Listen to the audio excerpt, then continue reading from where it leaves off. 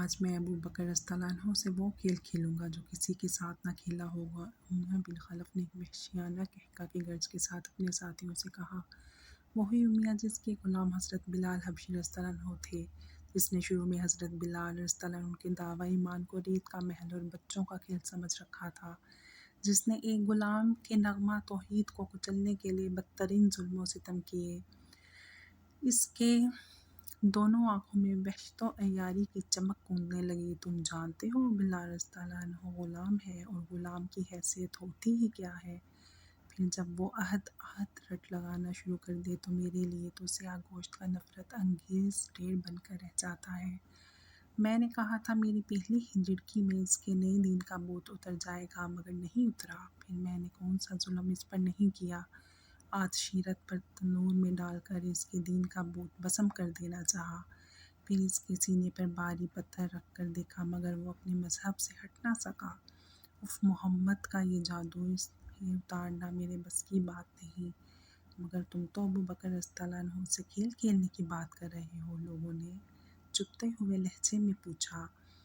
ہاں، امیہ بن خلف کرایا، ہاں یہ کھیل ہے جو تم دیکھ لو گے۔ کیا یہ بات دلچسپ نہیں کہ ابو بکر رضی اللہ عنہ کو اس سیاہ فام سے محبت ہو رہی ہے؟ امیہ بن خلف کا ایک اور وحشتناک قہقہ بلند ہوا۔ وہ کہتا ہے کہ یہ وحشی غلام میرا بھائی ہے، وہ میرے ظلم و ستم سے آزاد کرانے کے لیے ہر قیمت ادا کرنے پر تیار ہے۔ تم اس میں کھیل کی کیا بات ہے؟ لوگوں نے پھر چھیڑا کھیل۔ امیہ بن خلف غصے سے بولا، سیاہ فام کا مول تول کیا کوئی کھیل نہیں؟ میں دیکھنا چاہتا ہوں کہ حضرت ابو بکر رضی اللہ عنہ بیکار چیز کی کتنی بڑی قیمت چکانے کی ہمت رکھتے ہیں۔ میں اس غلام کی قیمت اتنی بتاؤں گا کہ یہ بھاگ جانے پر مجبور ہو جائیں گے، یا پھر اس بیکار چیز کے بدلے وہ چمکتی دمکتی چیز ہاتھ آئے گی۔ سونا، سونا!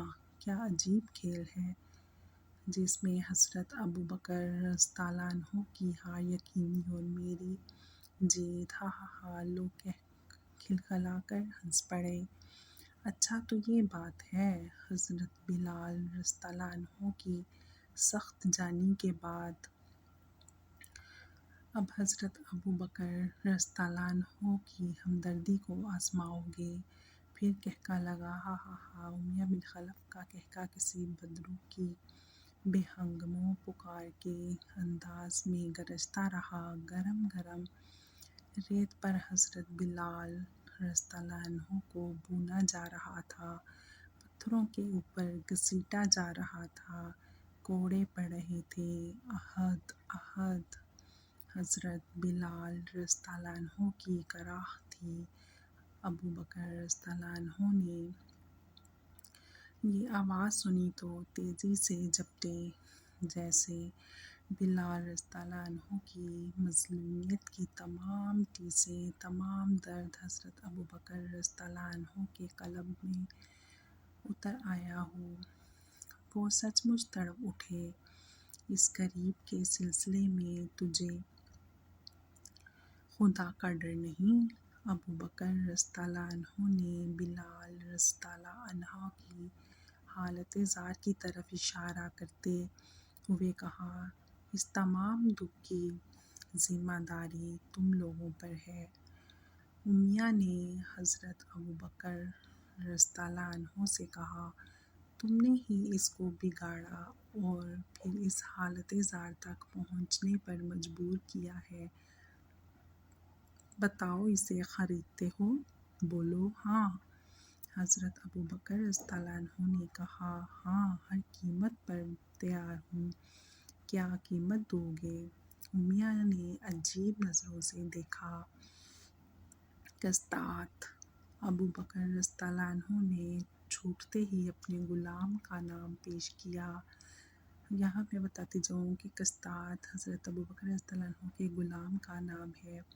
میرے مضبوط و قوی غلام قسطاط کے بدلے، جس کے کفر سے میں بیزار ہوں، اور تم حضرت بلال رضی اللہ عنہ کے ایمان سے بیزار ہو۔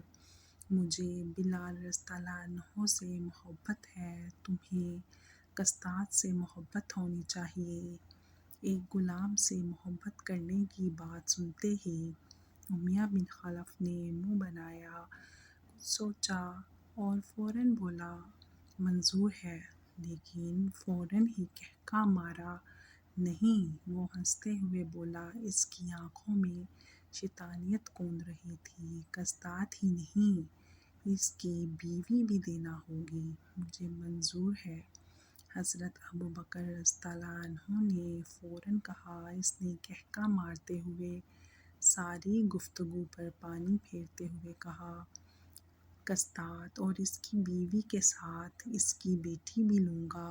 اوہ بیٹی، ہاں اس کی بیٹی۔ حضرت ابوبکر رضی اللہ عنہ نے ایک لمحے کو سوچا اور پھر کہا چلو دی، لیکن اس بار بھی امیہ بن خلف کا ہولناک کہکا بلند ہوا، میں خدا کی قسم، قصدات اس کی بیوی اس کی بیٹی کے ساتھ 200 دینار بھی لوں گا۔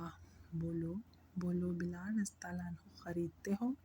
شرم کر شرم۔ بار بار زبان بدلنے کی شرارت سے بیزار آ کر حضرت ابوبکر رضی اللہ عنہ نے فرمایا، کیا جھوٹ بولتے ہوئے شرم نہیں آتی؟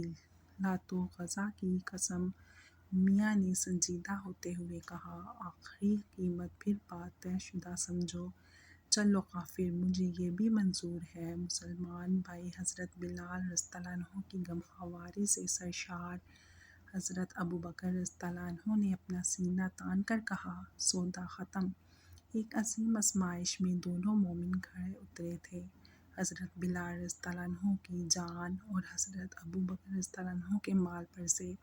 طوفانی آزمائش پوری طرح سے گزری اور دونوں فاتحانہ نکلے، فقط اس کے لیے اللہ دونوں کو ان کے مال و جان سے پیارا تھا۔ پلیز اسے